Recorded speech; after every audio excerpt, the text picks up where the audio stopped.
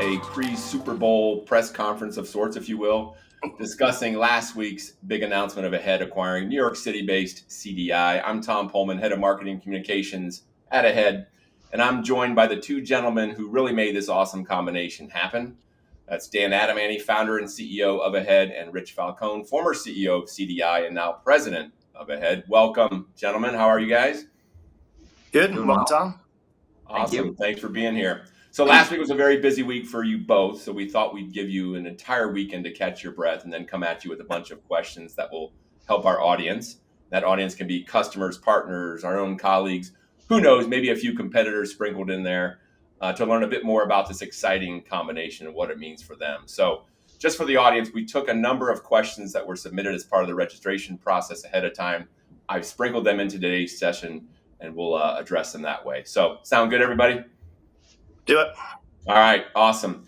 Well, guys, let's first start with the basics, if you don't mind. And Rich, how long have you two known each other, and how did this combination come to be? Sure. Yeah, so Dan and I have been running the same circles for probably, I don't know, Dan, 15 years. We each go back with kind of roots in the EMC days, so a lot of selling Symmetrics and Solarants and Terra back, kind of running, competing with each other. And AHEAD had Chicago, and CDI had New York. And we would bump into each other at conferences and advisory boards and things like that. But we really sat down for the first time in 2019, right? Dan, I think myself, we flew out to Chicago. And to be honest, we debated joining AHEAD at that time. And the combination just didn't make sense at that particular time. I don't know, Dan, if you agree. But for either company, I think AHEAD had certain things going on. CDI had certain things going on. And honestly, AHEAD was a bit of an inspiration to CDI. They were a $1 billion business. CDI had aspirations to be $1 billion business. And it was kind of a North Star for CDI to sort of really want to dive in and do acquisitions and do integrations and do all of the things AHEAD had done well. And I'm glad we did that because at that time, we had no technical debt because we had no operations. CDI really, really struggled from an operational point of view in 2019. And it allowed us to rebuild the business and sort of do it from the ground up. No technical debt, new workflows, new tools, new operations, new compensation plans.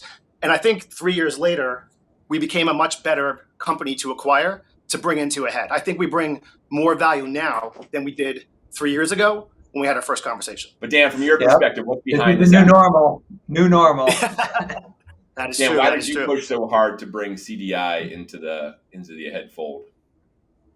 Yeah. Well, as Rich said, we knew each other. We knew each other's companies pretty well.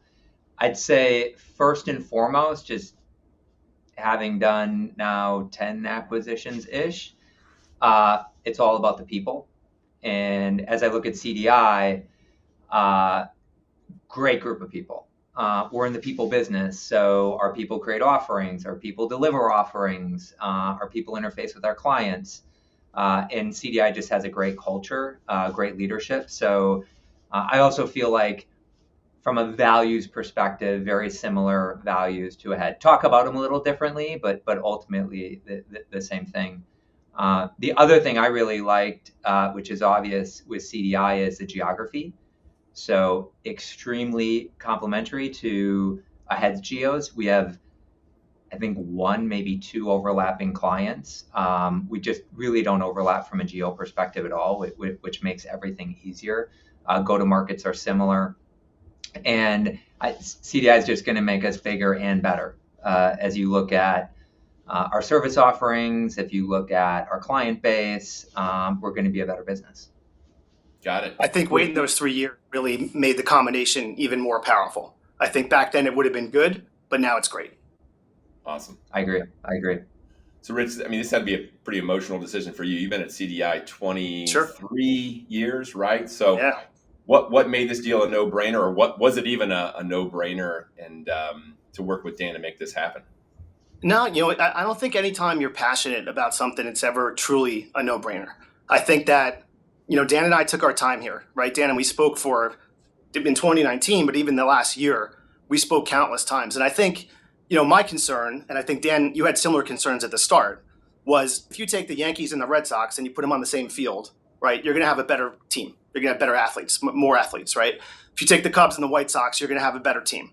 And I think on paper, there's no doubt we knew we'd have a better team by combining our service catalogs, by combining our organizations, by combining our sales teams. But, would there be too much sort of pride or even ego in the way? Not because either disrespect for either company, but there's a lot of history here. Like you said, 20 years, a lot of CDI employees have been here 15 or more years. And the more Dan and I spoke, the more we realized that neither company really had any type of ego. And the ability to sort of check our ego at the door and realize that the mission was more important than the logo, right? So yes, we have a new logo. I'll get a fancy AHEAD, backdrop like Dan has soon enough. But the mission was to create something that doesn't exist, which is a global IT powerhouse, digitally transforming across the hybrid cloud. And that's still the mission: to have fun, to collaborate, to create opportunities for our employees, for our partners, for the community. Nothing's changed in the mission, just the logo's changed. And once we got to that mental hump, then it was kind of a no-brainer at that point. Got it. Okay. Well, you talked a lot about what AHEAD and the former now CDI had in common. Cultural alignment, portfolio alignment, very little account and territory overlap. Just curious though, what made the two companies different before the acquisition, and whether that's in possibly a way that concerns you or a way that's viewed very positively? And Rich, let's start with you. I'd like you both to answer that. Sure. Well, let me start with what made us similar, right? So each company maintained and drove and accelerated its relevance in the last decade. And I think as IT's become much more complicated with the hyperscalers and multi-cloud and automation and software definition and all of these things, a lot of our competitors have sort of, had decreased relevance throughout the years. And AHEAD and CDI had that in common. The other thing we had in common was two competitive spirits, two competitive organizations that really thrive to be better all day, every day. I think where we were a little different is CDI had some offerings that were complementary to AHEAD. AHEAD had some offerings that were complementary to CDI. I think uniting those service catalogs is incredibly powerful. I think we communicate a little differently. Like we talk too fast on the East Coast, right? We're joking around about that. But figuring out the cadence that we're going to communicate, the way we're going to work together, that's always the fun part of integration. That's where the opportunity is. And we're looking forward to that as well. But again, I think each company drove accelerated relevance and accelerated sort of competitive, nature to want to be better. And that really was sort of the fabric that glued it together culturally. Got it. Dan, what about your take on that? Yeah, I would say, and even going back to the last question, I agree with Rich that the timing is right. And I'll summarize that in both sides have to want to do the deal. And I think we got to the point that we both wanted to do the deal. Whenever one side wants to do the deal and the other side doesn't want to do the deal, that presents itself later. I don't know if this is a good answer or not, but I think what I really saw with CDI is they like winning. And, I view companies sometime as you've got kind of your conquerors and your protectors. And CDI is a conqueror. And I always viewed AHEAD as a conqueror. So I think we have that in common. The big thing now is CDI used to win this way. AHEAD used to win this way. Like, how are we now winning together? And ultimately, we'll win more together than we want apart. But I feel like that's very systemic in both of our cultures. Like we care, we want to grow the business. Got it. Dan, I think both cultures have shown an ability to change throughout the years, right, and adapt to what's happening. Yeah, never standing still. What was your mantra there, Rich? Change or die. Is that right? So. Yeah. I say it a lot, but I believe in it. I mean, if you look at CDI and the way, the last 3 years went, 8 acquisitions, the things we do for our clients now versus 10 years ago, I mean, we look nothing like we looked like a decade ago. Yeah. Well, when we get to that little AHEAD background, we'll put change or die on it just for you. Sounds good. Hey, Dan, let's talk about the scale of the new AHEAD, the numbers, if you will, for our audience. When you combine these two companies, they're combined now, revenues, employees, any other data points just to help put the combination into perspective? Sure, yeah. So size, if you look at what we've done, not what we'll do, but what we've done, we're at about 3.7 billion. Goal is to get over 4 this year, which kind of ties to, for a while, our 4 and 400. So goal is to get over 4 this year. have about 2,500, a little bit north of that, employees today. We'll continue to scale that, especially with our services business. The main thing I think about is, as a combined entity, now what? So what can we do together that, maybe we couldn't have done apart? And, as I mentioned earlier, portfolio is bigger, portfolio is better. I also look at our client base, and something that I've said for the last couple of years is our market opportunity is massive. So we really don't have an opportunity issue or a TAM or however you want to call it. There's plenty of opportunity. And frankly, we're taking on new clients, but even with our existing client base, there's a ton of opportunity. So I really look at this, when people ask me, so what's next? What are we going to do? I think we're doing all the right things. It's all about execution, in bringing these businesses together and doing it in the right way so we can go capture some of that opportunity. Got it.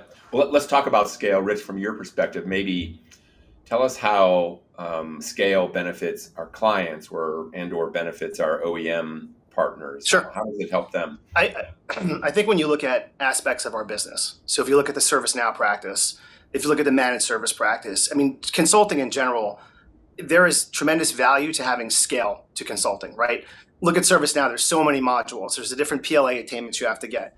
Combined, the two organizations are just wider and deeper with something as simple as bringing our ServiceNow practice to market. On the vendor side, the vendors, ultimately have a hard time creating the outcome of the project. I can give an example when we get into some of the other questions, and they need the channel to get to that outcome. And, dealing with 7 channel partners on a project, one can do automation, one can do the service portal, one can do the CMDB, one can do the infrastructure build out, one can do the cloud. That they don't want that, right? The vendors want scale and they want consolidation, and they could not be more thrilled about this combination. Okay, got it. Well, if you don't mind, Rich, we'll stay with you and keep the focus on our clients. That's obviously why we're all in business together.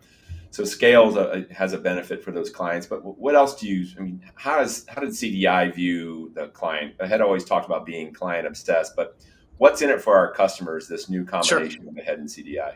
The combined service catalog is simply more powerful than the two service catalogs independent, right? So I'll use a simple example of a project we often see.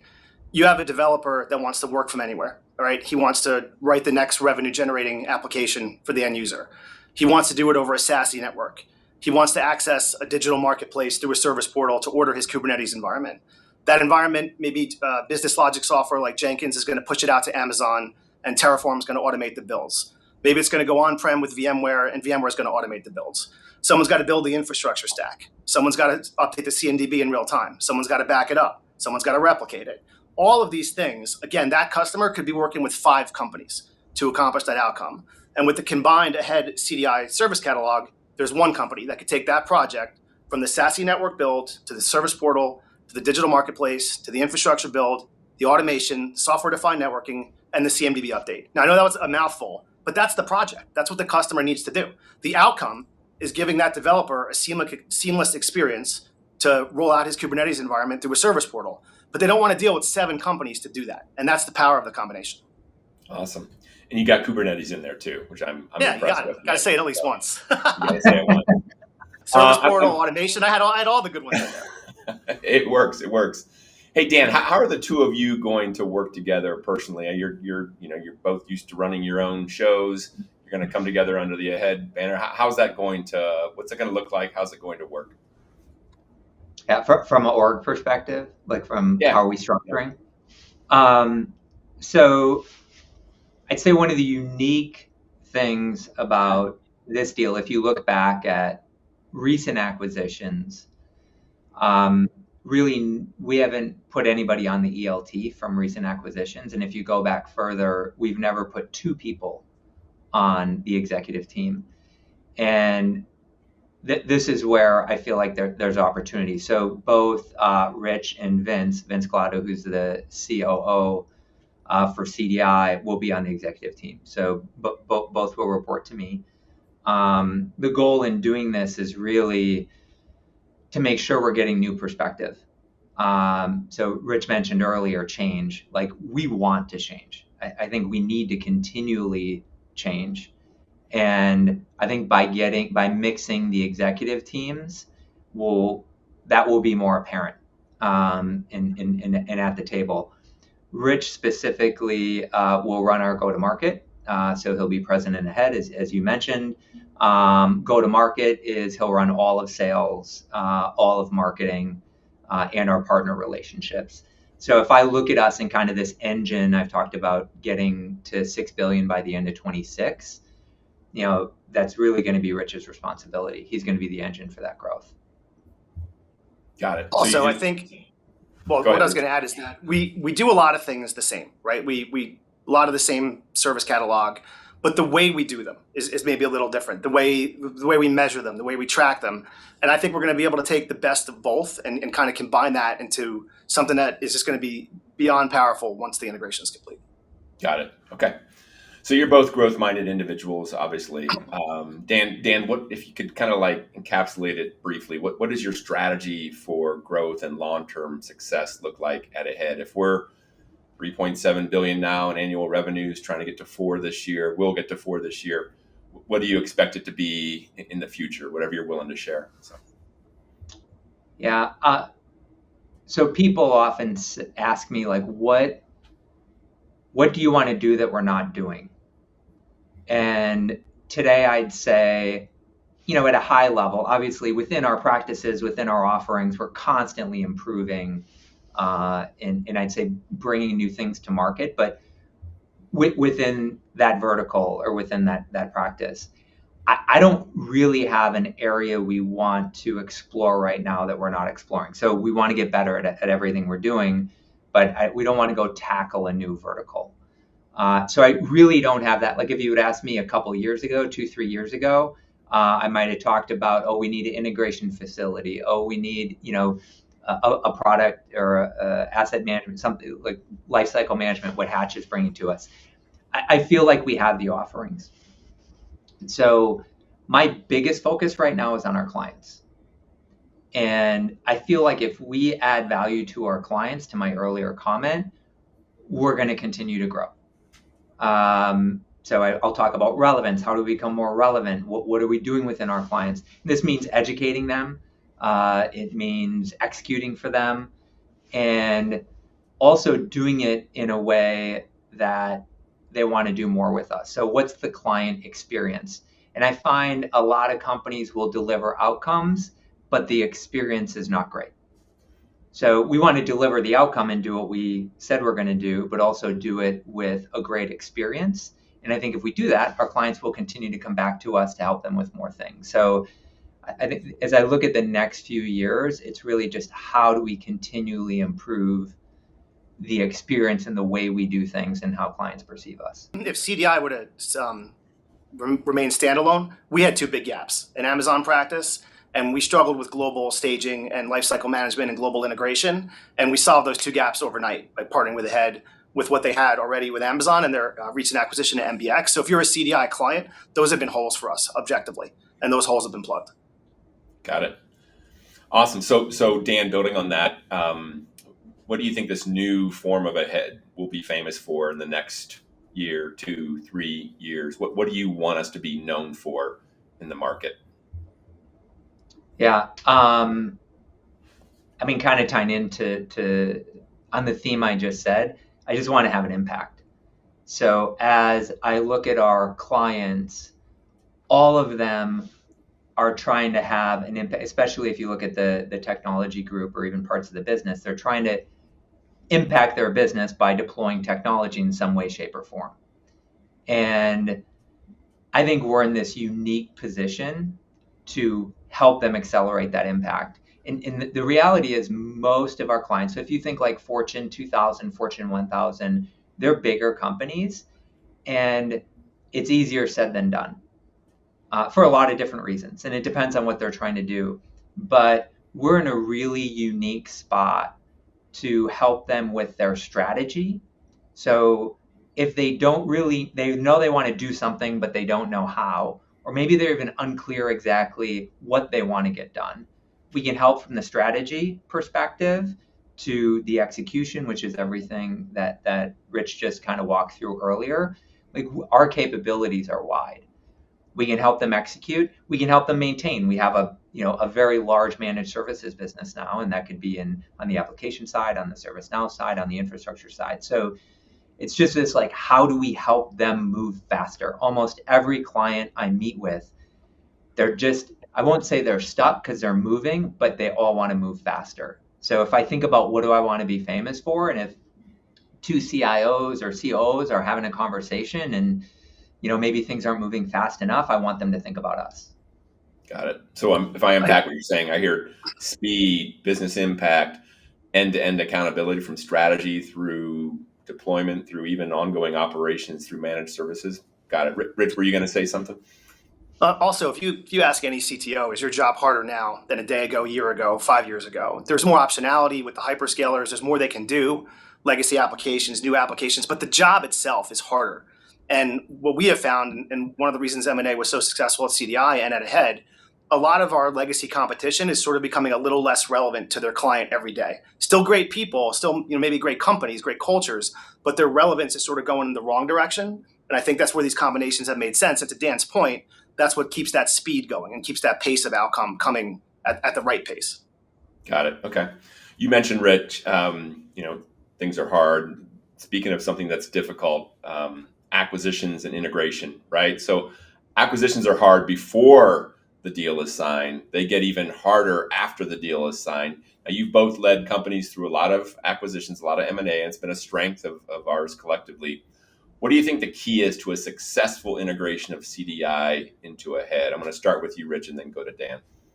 I think it's all about transparency. I think when you're integrating two businesses, you need to be transparent and you need to be open-minded, right? Because there's going to be different ways to do things. People natively sometimes struggle with uncertainty, and there's a bit of uncertainty throughout the process. That's just the nature of it, as you get all the building blocks to sort of find their spot. So I think you have to maintain two pillars, right? You have to be transparent and you have to be open to change and to new ideas. And then I think you have to make decisive decisions. I don't think it's a mistake to analysis by paralysis, I'll call it. I mean, you want to do an analysis, but at some point you have to make a decision and you have to move forward and you have to commit to it. And you have to, what do they call it? Disagree and commit is the phrase, right? But that has to be in the back of your head. Like, you might not agree, but then you have to commit and you got to go. You got to move forward. Got it. Do you think a year from now, us Midwesterners will be talking faster, or you guys? I definitely think we will. All right, Dan, what about your thoughts? Successful integration. I've been asked to talk slow since kindergarten, and I'm 46. I don't think it's going to start anytime soon. All right, Dan, what about your thoughts? So we had our, you were there, Tom. We had our ELT, or extended ELT meeting in Vegas, and Praveen Grover, who runs our India business, said, and we were talking about change, and he said, you really have to prioritize company, team, you, or individual. And I feel like that's always important, but especially when you're doing integrations, where it's you really have to have a company view and a team view of how you want to run the business. And it's hard, especially when companies have been successful. So, open mind, seek to understand, assume best intentions. And most of all, it's just hard work. And I feel like this year is going to be a lot of hard work, but I'm super excited to see what we look like in January. Yeah, you just can't have an ego. You just can't have an ego when you do it. That was well said. Whoever that was perfect. I mean, that order that is dead on, spot on. Yeah, and I think coming out of that conversation, Dan, it was you who said we even have to put client above company. So client, company, team, individual. Great. That is why we're in business. So awesome. Well, guys, I really appreciate those insights, and I'm sure our audience does as well. So we're going to end this program today with some rapid fire questions to have a little fun, just to help our audience get to know you both a bit better. A lot of them are our partners, our own colleagues, etc. So I'm going to ask you each to answer 4 questions, okay? And we'll alternate the order here. So first question, tell us about your hometown and what made it special. And what do you miss about it? Dan, you go first. So my hometown is Green Bay, Wisconsin. So there's been a lot of Giants Packers conversation lately. There you go. We'll see. And what do I miss? There's so Green Bay obviously has a pro sports team, but it's 100,000 people, so it's a pretty small town. I mean, the suburbs of Chicago are 3 times that size. So I do miss I'd say the quaintness, the family's always around. And like, if I think about holidays, weekends, we're always together and we're always drinking old fashions. Green Bay old fashions have a unique quality. I learned a few years ago. Brandy old fashions. Yeah, don't put pickles in them for some reason, but let's move on from that. Rich, how about you? Sure. Yeah. My mom grew up in Manhattan and my dad grew up in Brooklyn. They had 3 kids in 5 years and had me 15 years later. So by the time I came out, we went to New Jersey to get a house. So my parents actually still live in that same house. I was actually there this weekend for my birthday. I actually don't miss it because I still get to experience it. So I've actually had Christmas Eve in the same living room for 46 straight years. I've been very blessed. My siblings are 7 grandkids. Like Dan said, every holiday we're always together. Everybody gets along. It's just I've been beyond blessed from a family perspective. So yeah, I drive out. I live in Manhattan, but I drive out to a little sleepy Jersey town to see mom and dad. Happy birthday! When was your birthday? I didn't even know this. It was yesterday. Yeah, it was yesterday. Happy birthday! Happy birthday! Thank you. Rich, we had this debate this morning because I know your last name is Falcone, right? Do you say Sunday sauce or Sunday gravy in your household? Gravy. Gravy. All right. Yes. We'll work on that too. So, all right. Next question. What was your first job, Rich? We'll start with you and then go to Dan. Sure. Yeah. Maybe a story for another day, but I actually started at Hewlett Packard when I was 22, and the gentleman who hired me was my Little League baseball coach. And when I was 12 years old, I would sell candy to win the contest in Little League to buy stereos or whatever I wanted as a 12-year-old kid.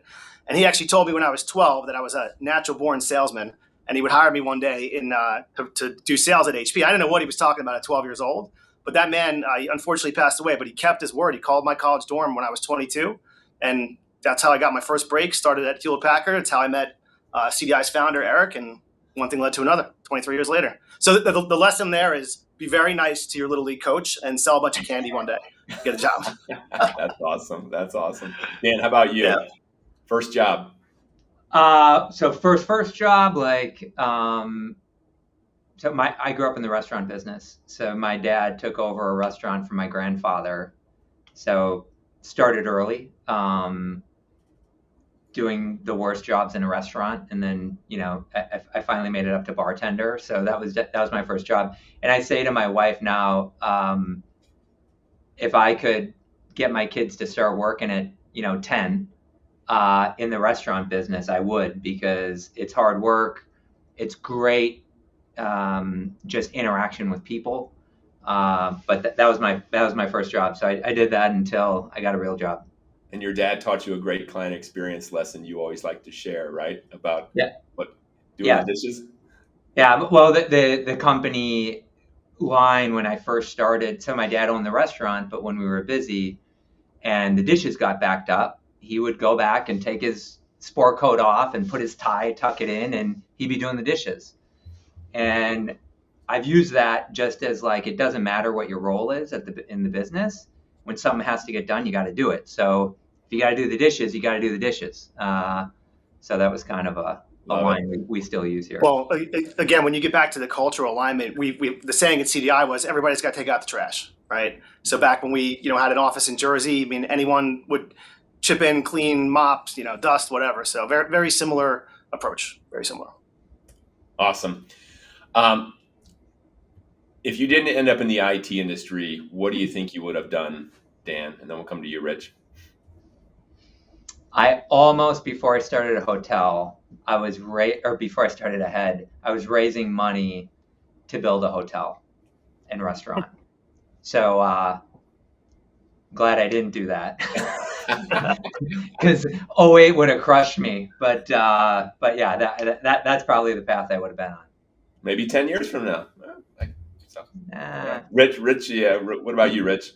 Well, I love music and I love baseball, so I'd love to say be in a rock band or play for the Mets. But if my skills couldn't get me there, I love marketing, and I had a goal once to produce a commercial that aired on the Super Bowl. That was my goal when I was in college, when I majored in marketing. So I never got there, but I drive Alyssa, our CMO, crazy accordingly. So I have some fun with that. I think branding and marketing and all that kind of stuff can be a lot of fun.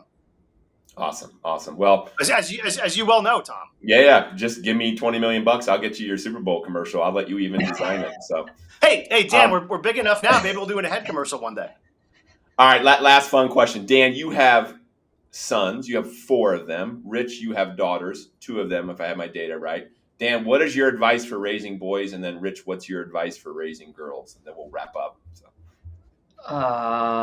So sleep when you can. Think about all 4 of my boys play hockey. So think about it before you do that. I have all of them sleep in the same room, and it's been like that since obviously they were born. And I just remind them that, hey, you guys got to be best friends, and they beat the heck out of each other, and that's kind of okay. And